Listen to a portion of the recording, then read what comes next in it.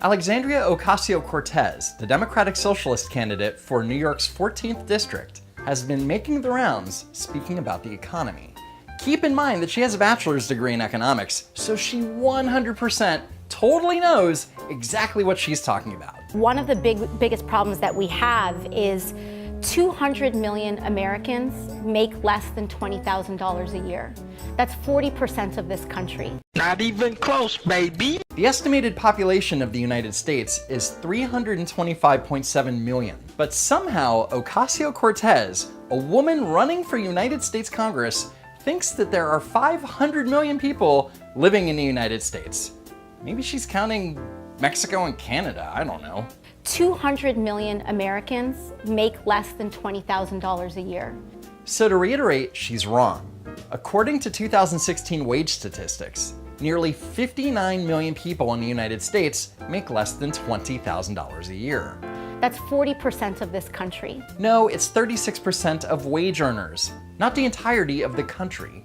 Now, 59 million people making less than $20,000 a year sounds like a lot, but let's take a close look because that number is from 2016 and is likely much lower because a lot has happened since 2016. Sorry to keep you waiting, complicated business. So why does it seem so high?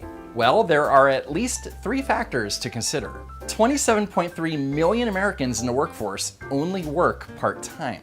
Part-time. Seasonal workers, like people who only work during the Christmas holiday for extra money.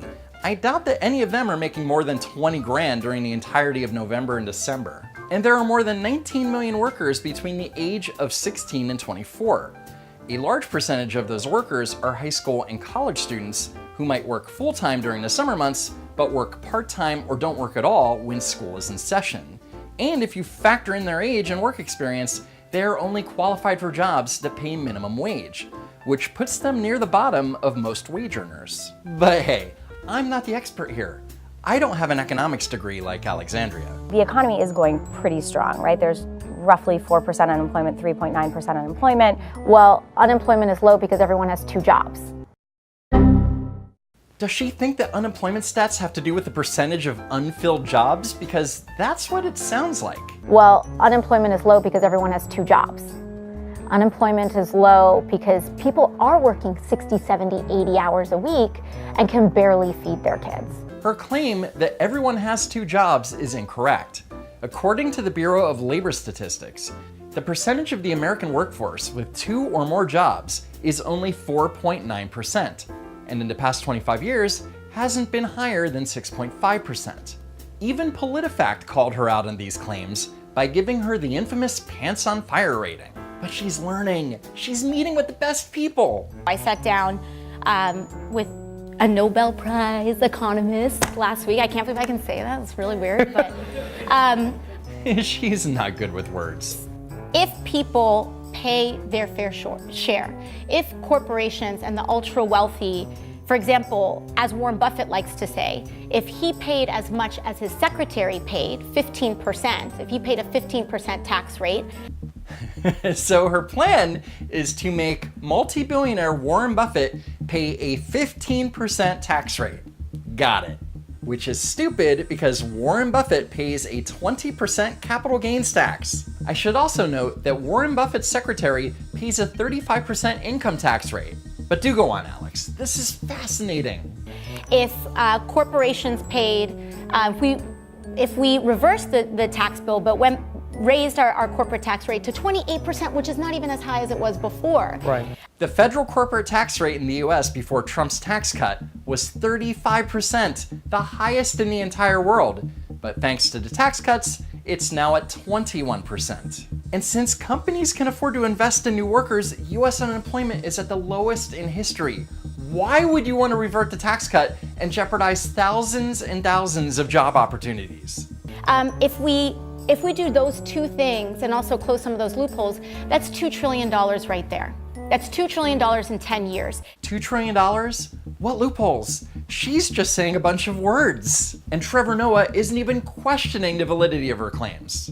Oh wait, he gave her a big hug when she came in, so he's not questioning anything. Now, if we implement a carbon tax, on top of that so that we can transition and financially incentivize people away from fossil fuels.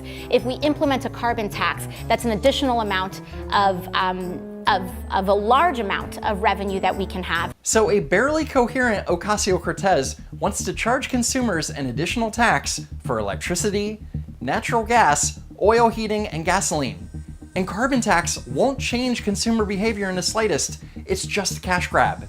And then the last key, which is extremely, extremely important, is reprioritization. Just last year, we gave the military a $700 billion budget increase, which they didn't even ask for. The entire military budget for 2018 is $700 billion. So saying that they got a $700 billion increase is incorrect, if not impossible. Secretary of Defense James Mattis has literally requested higher budgets to make the military more lethal. In fact, the military is always asking for more money. So for Ocasio-Cortez to say that they didn't ask for an increase is just bizarre. They're like, we don't want another fighter jet. They're like, don't give us another nuclear bomb. You know? Right. They didn't even ask for it. In summary, Ocasio-Cortez seems incapable of math and basic research. She just says a bunch of things and hopes that interviewers, like Trevor Noah, are not well versed on the subject and will take her words at face value. I mean, why ask the tough questions when you can get hugs instead? Hey everybody, thanks for watching. Be sure to hit that like button because every little bit counts. And if you haven't subscribed, just do it. Why not? It doesn't cost anything.